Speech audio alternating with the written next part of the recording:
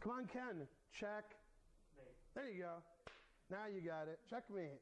Yeah. Oh, yeah, it is. He's like, wait a minute. I thought he was just kidding, but that is checkmate. Bishops, I missed the bishop. Yeah, you missed the bishop on B2, yeah. Also, so did black. He was like, wait, what? Yeah. Okay, so that's a pretty funny Morphy game because he won in like 12, 13 moves by spotting the guy at rook. So that's, and he gave his queen away. He showed that guy. Okay. For some reason, that guy's not considered the greatest player who ever lived. Okay. His opponent. Okay, now Morphy's white again, and for some reason, he has all of his pieces. Not good for his opponent. Not good. Not a good sign. Okay, and Morphy played Queen F6 by his opponent, right? And this is supposed to be a beginner class, so all right. Now the beginners are happy. Okay. So, before people played well, they did not play well. Then, they said, hey, that's not good. Then we stopped doing that. So Queen F6, if black won every game, we'd be playing Queen F6 today. But since black lost every game, we didn't stop doing that. Okay, so Knight C3. Of the world was committed to a mental asylum.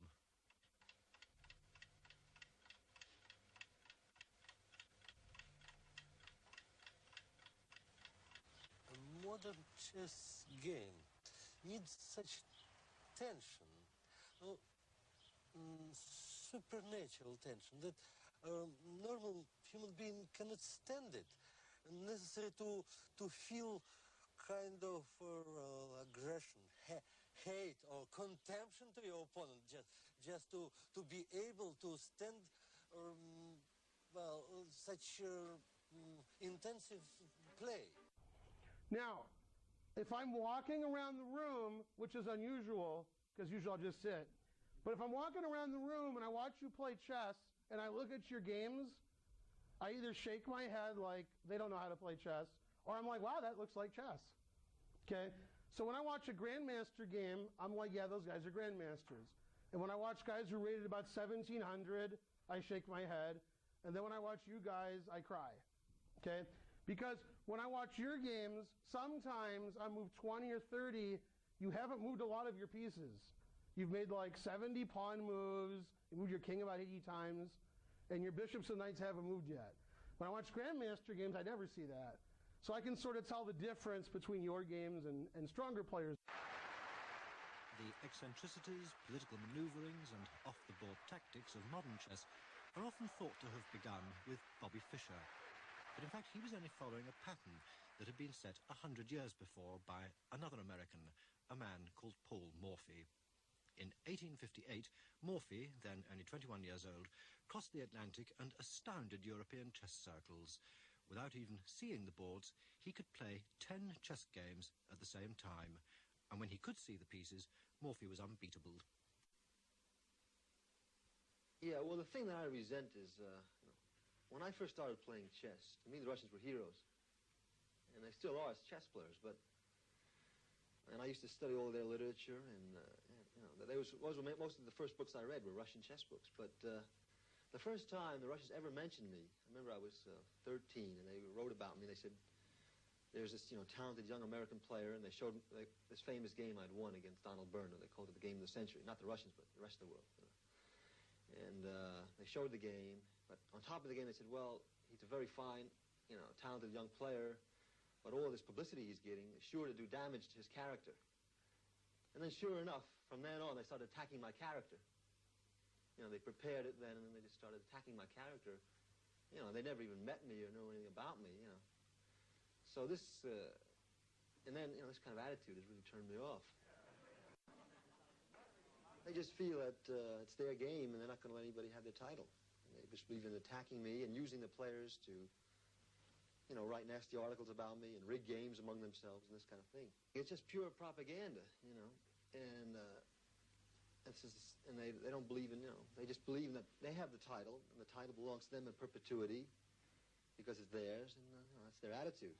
And they don't have a kind of a sporting attitude. Their attitude should be, well, if he's the best, he should have the title, but that's not their attitude. They don't believe in giving foreigners a chance to play for the title. One, can you walk and chew gum at the same time? Well, you're about to meet the ultimate multitasker. Not only is she a world-class chess player, but she rocks the hula hoop while she's doing it. Her name is Jennifer Shahade, and obviously the question is, why? Why do you do this? Well, because in chess, you know, you're thinking really hard, but you're not necessarily expressing that in movement. So after a long, hard chess game, a 6-hour chess game, players often want to just move. They want to go for a run. Well, one thing you said before, you generally do this suspended from the air above the chess pieces. Yes, yes. All right, I'm going to get out of the way, Jennifer. I'm going to let you do your thing, and I know it might be a little bit difficult with that table in the way. Exactly. But this is all to talk about the big women's chess championships here in St. Louis. Yes, the women's championship in St. Louis, it's going on right now. Actually, we've already had one game. And you can watch the games yourself at the Chess Club, which is on Euclid in Maryland. They start at 2 p.m. Eastern. This is awesome. Yeah. Keep going, girl. Well, this is a pretty good table, actually, to do it. Unfortunately, I need somebody to play black. All right, talk about women in chess. Obviously, it's been a male-dominated game for many, many years. Why are you trying to get more women and girls involved? Because I think that chess is a wonderful game, and the fact that so few women play it. Oh, I'm sorry, your queen and your king are actually in the wrong squares. We set it up wrong. Yeah, but of course, come on, I would have Jennifer, noticed that. Yeah. We are a video game nation. How are we going to get them to actually sit down and be still and think? Because chess is actually really, really fun, and you can play it really fast. It can be almost like a video game. For instance, you can hula hoop while you play chess. That makes it a little bit more like a, you know, not more hula hoops. No, that's okay. I guess this is your own homegrown version of the Wii, right? You can get your exercise and play a game. Right, because, you know, that way, you know, people are so busy these days. How can they both, you know, get their mental workout in and their physical workout? Right. Here you can do both at the same time. How's she, Jennifer? How's he doing? He's doing all right. Check.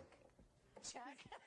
He's doing all right. It only took 2 minutes and I'm done. Come on, move for your life there, buddy. It's all right. time. Well, She's maybe I schooling should try you. dancing and doing this. So. Yeah.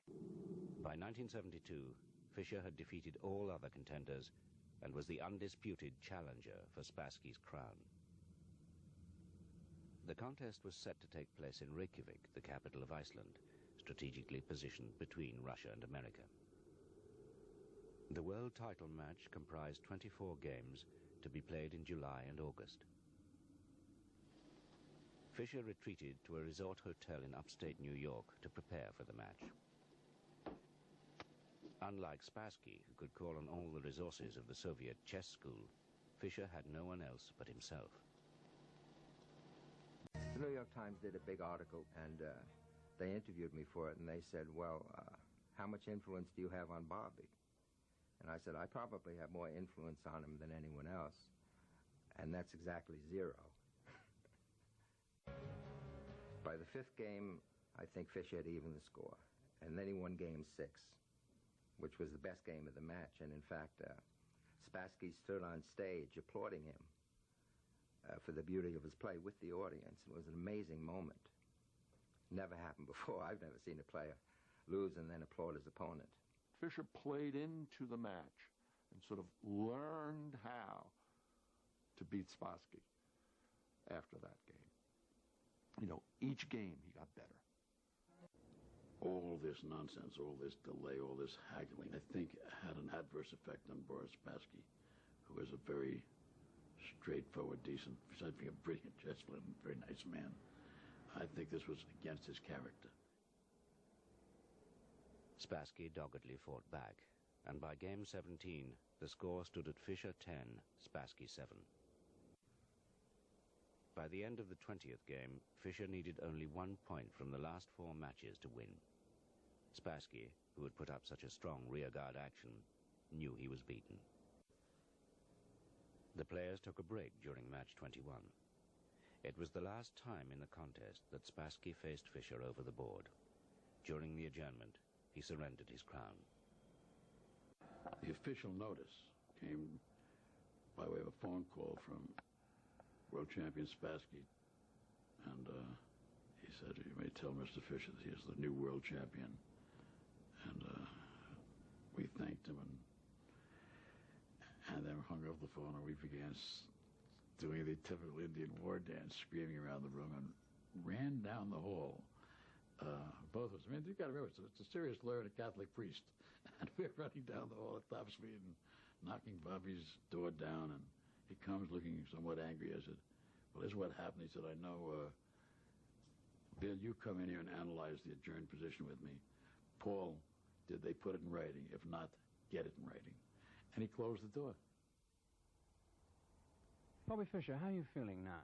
Very good, very happy. The whole thing is finished. How do you rate Spassky now? I mean, what are the chances, do you think, of your holding on again in a return match with Spassky? Oh, I think I'll beat him, much more easily. There's no question about it in my mind. This is really because you... I think, I've broken him. This is what you really set out to do, isn't it? Yeah.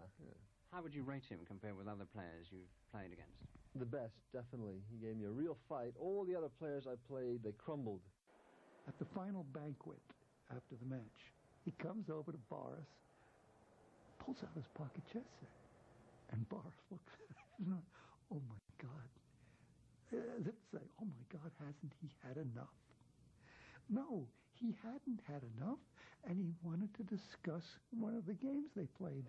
No, wait a minute. I attack you. When you go here, I go here. What do you do now? C4? C6?